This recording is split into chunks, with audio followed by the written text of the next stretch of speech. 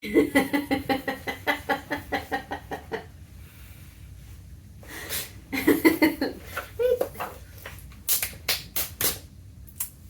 to Books We've Never Read. Except for those we have. I'm Nicole. And I'm Jason.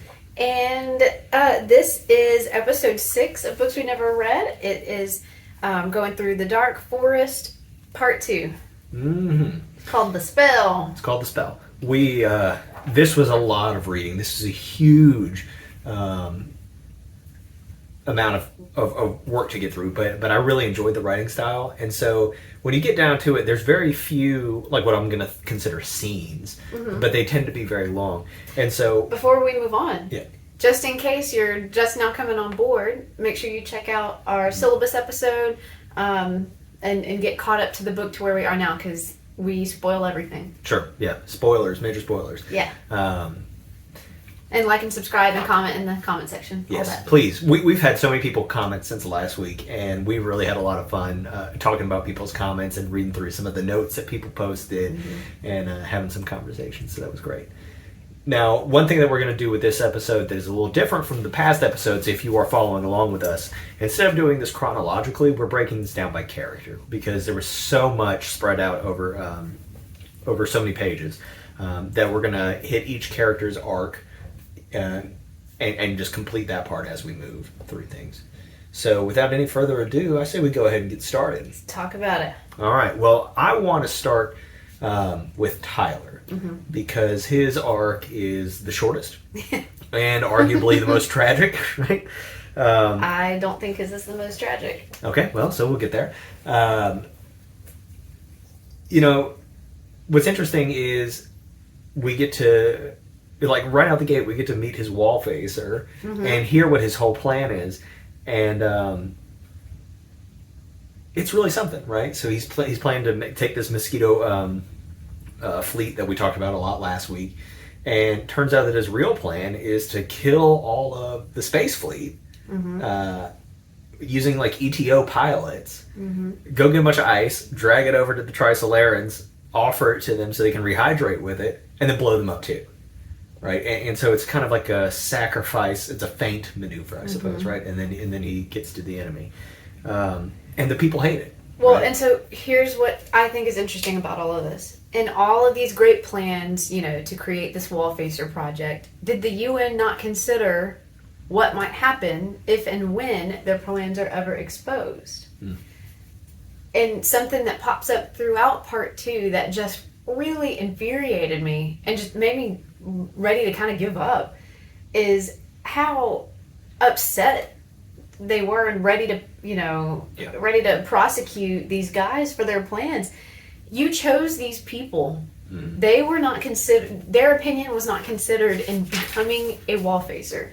You tasked them with the impossible task of figuring up with some secret plan that only they could know in order to save the world. Yeah. But you don't like it because it kills too many people, and you want to punish them for it. Right. What else did you expect? Well, I don't think their reaction is all that different from what politicians today would, right? Exactly, and that's why it makes me so mad, because it's the true reflection of humanity. What was the point in making this project? I mean, keeping it secret from the Sophons, yes, but also secrecy was needed because obviously lives were going to be lost in this. Sure. Well, but I mean, like, it does seem traitorous, right? And like here now everybody on the planet knows that the UN has given this guy millions of dollars so he can just kill his own people, right? Well, and part of the problem too is, like, now the plan just won't work, right? Because the space fleet in the future, the pilots, right. People won't participate, except the fact that he proved that the information released was true. Right. So I mean, he could have like tried to dodge around it, but if I were the space fleet in 400 years, I wouldn't let those mosquitoes anywhere near me. Like, I would just kill them. Yeah. Because this thing that happened 400 years ago, where somebody like told me what the plan was. Tyler's a jerk all the way through, even to the point where he is judging this man who's walked into his home for being a middle class who will never rise above his station. It's despicable. Go kick rocks. What a trash person. And it frustrates me that he is the American. Yeah. But he's also like a Secretary of Defense, right? Like he's somebody, right? Like that's his like role. Oh, he's just wretched. All told, I think it's like a pretty good plan. Not a plan I particularly support. There's a plan in here that I like better. It was a good plan. But it's like a decent plan, right? Like it's unfortunate and it is like rather wasteful. And I'm not saying it's the most efficient plan, but like for having come up on it like by yourself, it's not terrible. Yeah. And I don't particularly judge it. I am a peaceful person and I don't wish for people to die ever. I wish we could all live forever and not ever fight and not ever go to war. But considering that here's where we are, I didn't fault this plan for it being so deadly. And I think in all risky endeavors throughout human history, we have calculated human lives into it. The building of dams, war tactics in World War II. I mean, we calculated how many lives we would lose for each one. It's a sad part of it. And I know that he was doing it with bad... He had lost hope in humanity and he was kind of being a turd about it. Yeah. Well, it reminds me of the trolley problem in philosophy. There's this idea of, like, if a trolley's going down a track and it is going to kill 6 people, and you can pull a lever and it could go down a track and kill 1. Like a child. A child, right? Like 6 elderly or 1 child. Right. Like what are you supposed to do? And ultimately, I think what Tyler is doing is he has this trolley problem, right? Because the space fleet of the future is meant to die fighting to save humanity. So is it sufficiently different if he kills them to save humanity as opposed to the Trisolarans killing them to save humanity? And I think, like, practically it's not sufficiently different, but on, like, a moral level, at least these characters are judging it to be so. And I think I also do judge it to be different. But I am altering my opinion in one capacity because of what you said. We still have 400 years to go, and he likely might change his mind on humanity between now and then. Depends on how much time he spends hibernating, right? Well, but now he's not, because he's dead. Because, he went to Luigi's house to die, which was, the first death in the Garden of Eden. Oh, interesting. You've always had these the great first things. death in the perfect world, and it ruined it shattered everything. It brought like sin into the world. And it was gone. The whole illusion was shattered. Very cool. Well, so let's then move on then and talk about Luigi because I don't want to spend. Anything else to say? Tyler, it's a jerk. That's all I got. That's all I got. Poor guy. I don't know. I don't feel any sympathy for him. Okay. So. Luigi, right? Yeah. We pick back up. He's got a little family now. He's got a daughter. He's married to Yan Yan. Mm-hmm. And they have Shasha. Yep. And there's Tyler shows up, and that really it messes things up for Luigi, but more than anything, it messes things up for his wife Zhang Yan, right? Like. It does, except we learn that she had her own secrets, too. Right. Well, so one of our viewers said this in the comments last week. I don't know if you remember, but they said, she's okay, but, like, it's kind of disappointing whenever you find out what her purpose was. And this is her purpose. It doesn't disappoint me at all. It makes me quite glad. Yeah. So I feel like that it puts them on an equal level. They were both lying to each other to an her extent. purpose is to make sure that he gets in gear. Mm-hmm. Because now they're like, your wife and kid are going to die in 400 years if you don't figure this out, right? And he's like, okay, well, let's do it. Yeah. And they have this fascinating conversation between him and General Say. Just the head of the UN, I think. Yeah. Okay.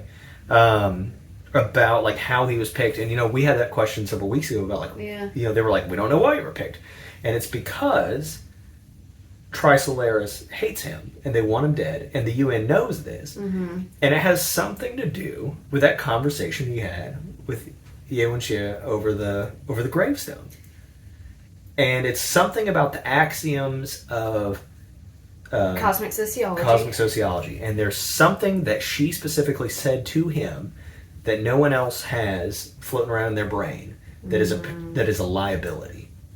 And that's because he makes mention, like, plenty of people have done cosmic sociology after he invented it, but nobody has done whatever these things are, right? He has these two ideas. The primary purpose of civilization is survival, and civilization will expand while the total matter of the universe remains the same. And then there's this chains of suspicion and explosion of technology. Yeah, technological explosion. And the first two axioms, survival and the civilization expanding, like, that makes perfect sense to me. I don't see an issue there. Like, that is something I think anybody could have arrived at. I don't know what the other two necessarily mean. And so it's something there, right? There's something in those things that is the problem. And he figured it out, right? We don't know it yet, but whenever he falls through the ice, like right then when he's looking up at the stars, he figures it out. And that's when he comes up with this plan to do this spell, right? Where he's going to send off this signal, and he's, consulted this the astronomer, and he's figuring out what he's going to send and how far away he can do it, so that we aren't catastrophized in this test. Yeah. So, but that makes me wonder. So this is the test. In 100 years, we'll be able to see it. 50 years to make it happen, and then 50 years for us to be able to see it. And he said he didn't do it directly to Trisolaris because it's too close. So he's calling him back up. That's what I think he's doing. Was this what? No, this. No, okay. no. This something else. I think he's calling him back up. I'm not 100% sure how or why. Either he is betting that there's life on this star, and he is sending the coordinates so that they will show up.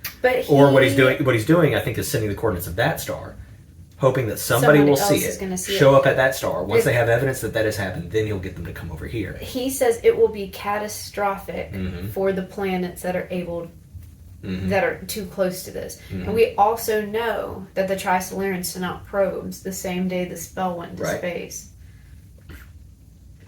I think the Trisolarans know that there's, odds are there's other people out there. I think he's calling. Okay. And he's trying to get, like, this fleet of warlike aliens or something show up at this other planet. And then once they're there and he knows they exist, then he can be like, so are y'all cool? Do you want to, like, come hang out over here now? Right? Because or something. I don't know. Right? But I think that's what the spell is. It's, if you can't beat them, find somebody who can. So, very Machiavellian, align yourself with your stronger neighbors.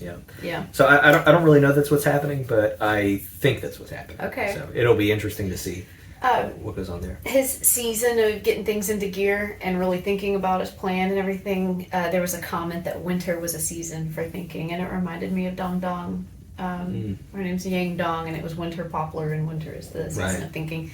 So they're still so closely aligned. Sure. One other thing I thought was interesting was the flu that got him. Because I was actually talking about this like a week or two ago to some of the people I work with about how, like, this is going to be a reality someday. That we could have genetically targeted. Yeah, and it is unlikely it could target just one person. But a multitude of people that have that same... Maybe like a family or something like that. Like, you could probably do that. That's terrifying. So he's in cardiovascular and liver failure. Yep, but they hibernated him, and I'm sure he'll be all right. Right? They'll pull him out whenever they can heal him up or whatever. But there was just such extensive damage. Yeah. Unless they can they should have probably replaced the pieces and then popped them into hibernation. Maybe. But I thought that was really interesting. And Kent gave it to him, right? Yeah. He's like, I can't not show up to work. and then here we go. Yes. So I feel bad because I actually like Kent. He's I love that he's just doing his job. And can't remember his name. They went to go live at his old estate. To just die in peace. Yeah.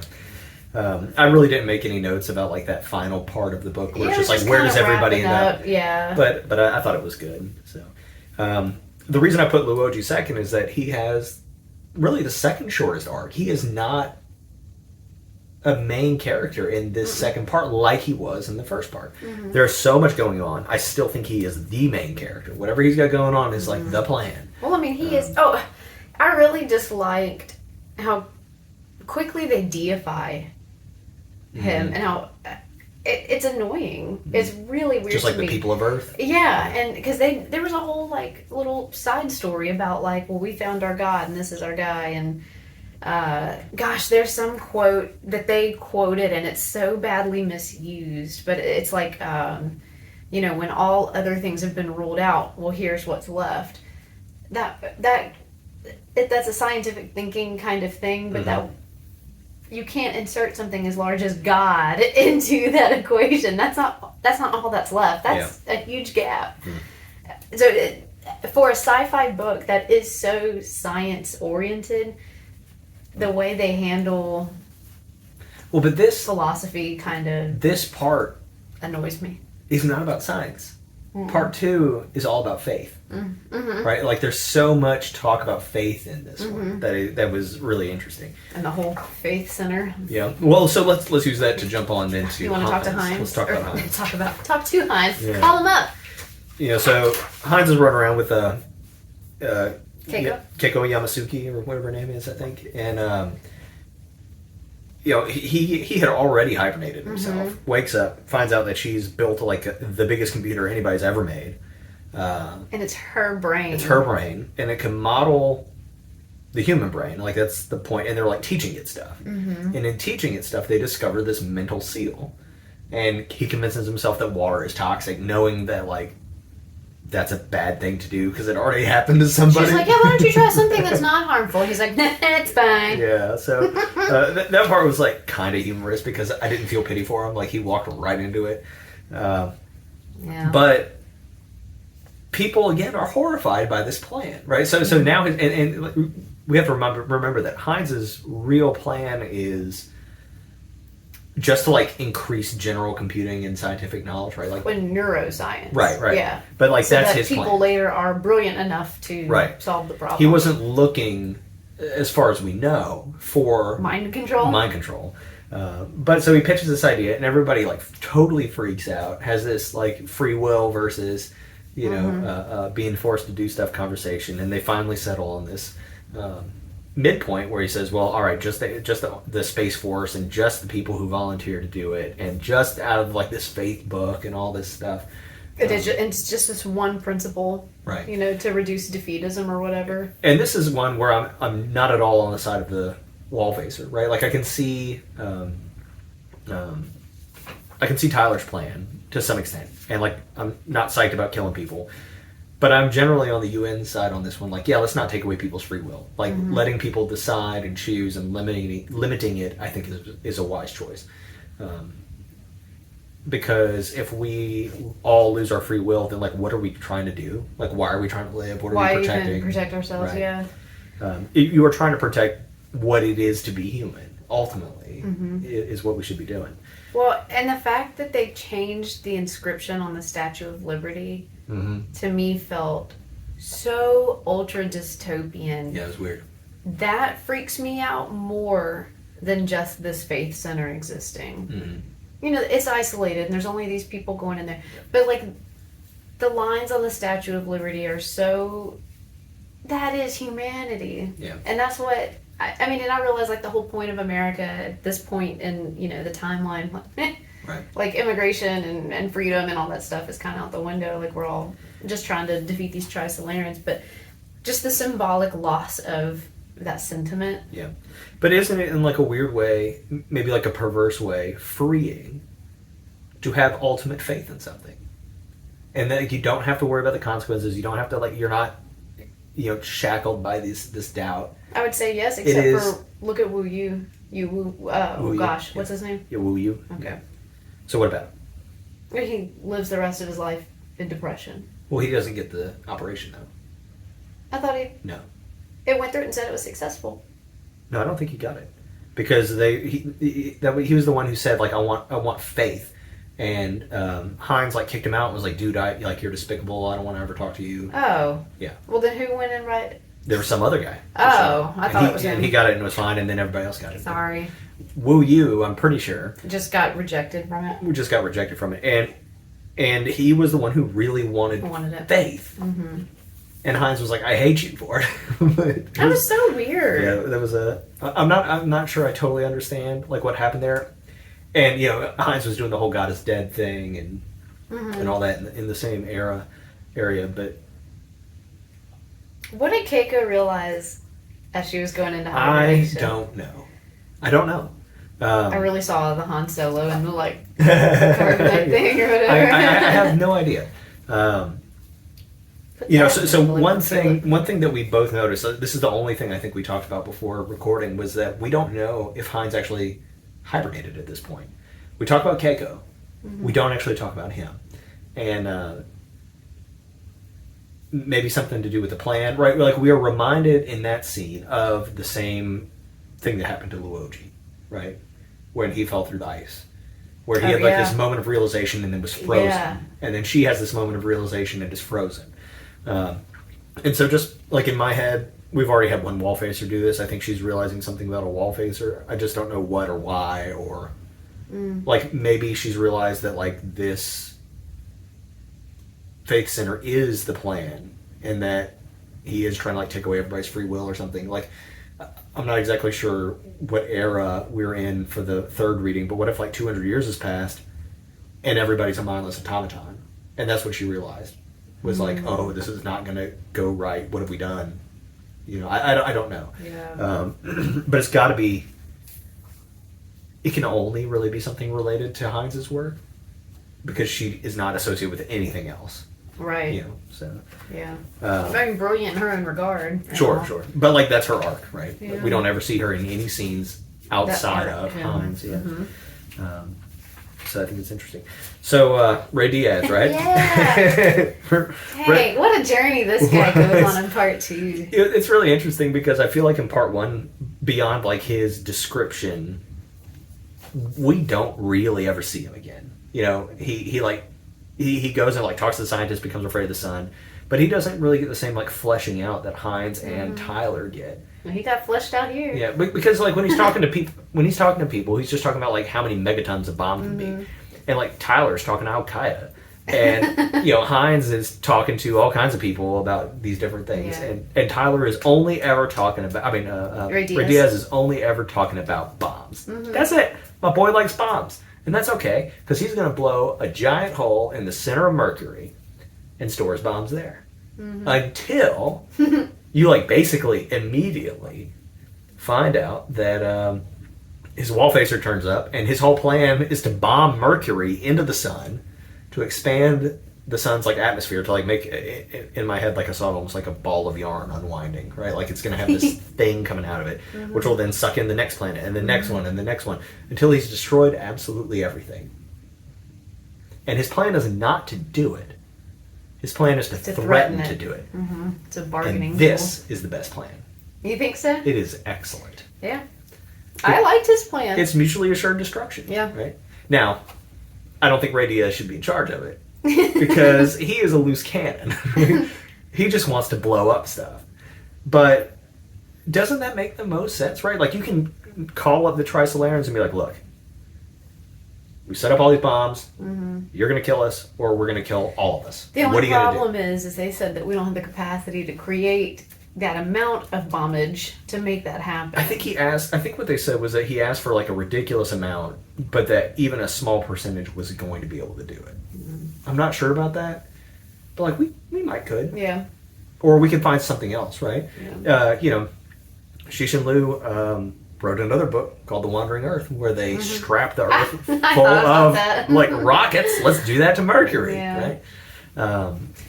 I think there's options there. I was so disappointed, again, in the uprising over his plan. Again, I mean, just you've tasked these people with something impossible. We really have no right to criticize what they come up with. Well, so I agree with that, but like I think Ray Diaz is like, while I think his plan is the best, I think he's the worst wall facer, and it's because he shows up at the UN and tells everybody he's going to blow up New York City if they like try to stop him, and he's faking it. They got him out of there. That's a madman, right? Like he definitely struck me. He struck me almost like a Joker kind of character in that moment, and I'm not into that, right? I'm not into like killing civilians for personal gain. If you're going to kill the Space Force so you can like drag an ice block over to the Trisolarans and then kill them, like, But like, don't blow up New York City, right? Like, I'm not here for But that. he wasn't gonna.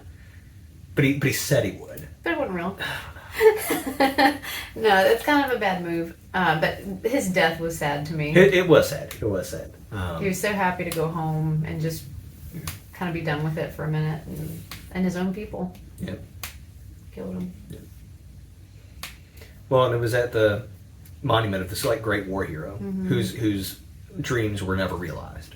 How symbolic. And here we are, and it's interesting, and it draws some amount of parallel, like contrast, I suppose, to this Statue of Liberty outside the. There's a lot of statues in this one, right? Yeah. And I so, hadn't thought about that.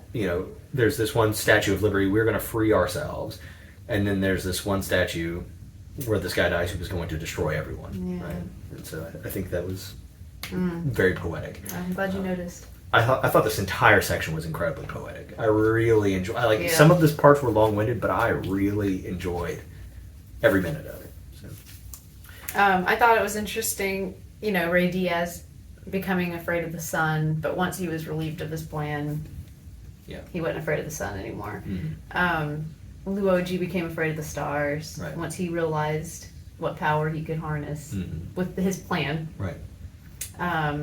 Well, so there's actually a part, and jumping back to that, I wish I'd written it down, but he talks about how they were like little eyes, right? And it reminds me of the Sophon thing the Sophon on thing, Trisolaris, And like how many people might be out there watching us, I thought that was cool. Yeah. So this all brings us back to one last person. Your favorite. Did you bring your envelope? Oh, I forgot it. Well, I'll explain. He has props. This brings us to Zhang Beihai, who is the only person that I have included as a main character who's not a wall facer, but might as well be. He's a wall facer. Right. Nobody knows what his little plans are. He's keeping it to it. He's a wall facer assigned by himself. So he gets himself promoted, right, by pitching this idea.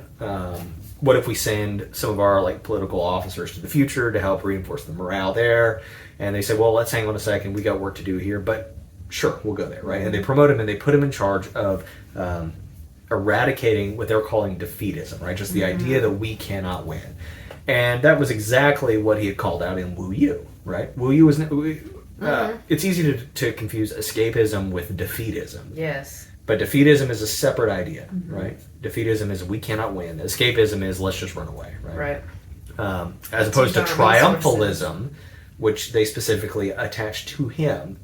There's like a little ETO meeting in Three Body, and they refer to him as a triumphalist. Right. Yeah. There was a whole conversation about what the Lord prioritized, and to leave him alone. Right. But not to intervene with that type of person. Because the triumphalists, right? Yeah. Don't intervene with the people who want to fight us, because they don't want people like running away, right? That's what they don't want. Right. It's like having to go chase folks or whatever.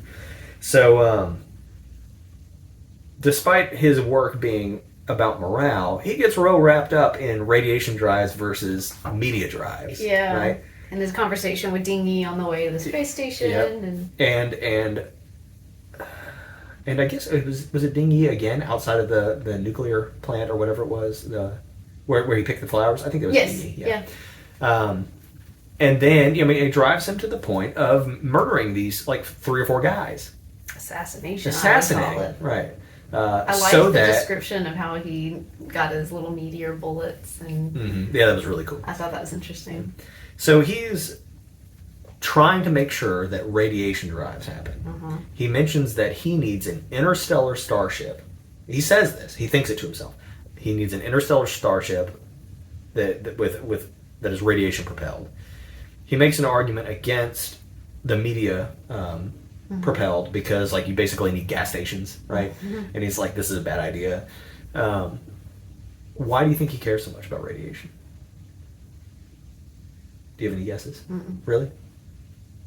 Other than Star Trek related guesses, like with their warp core and the damage that it can do if it leaks and stuff like that. I have a theory. And I meant to write it down and put it in an envelope, and I was going to keep it closed until we find out like what he's doing. And I will not tell you or you what I think is going on. But as soon as we're done with this episode, I will write it down. I will put it in that envelope. I will put it in your care. I'll lose it. We'll tape it to the door. But I think we'll stick it to the plant. they have been dropping hints. And I don't think they're that subtle. Like, it just... When you really think about everything we've been told about Zhang Beihai, and I'm going to feel like a total fool if this doesn't happen, right? I don't think there's anything... Because I'm saying I think it's obvious, right? That's okay. But... I thought it was obvious that Mom, I'm going to be a Firefly was going to be important, but that guy's dead now, so that's not coming back. Fair.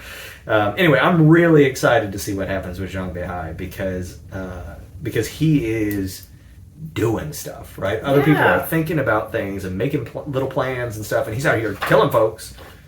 The Sophons were so fast to report that assassination, or the assassinations, to the three-body... Right.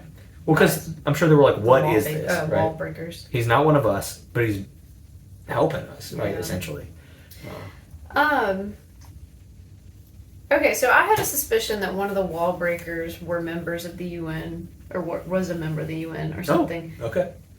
Last episode. And this episode, someone, when they were talking while they were in three-body, they said, you've been using info from the Sophons to sow discord amongst the UN. It just makes me think there's still somebody. Sure. And I can't remember which one of them, but that one of them is a member of the UN. Maybe so. I definitely buy that. That would make sense.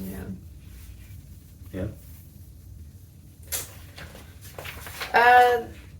What else you got for Zhang Beihai? Really, that's about all, the notes I made.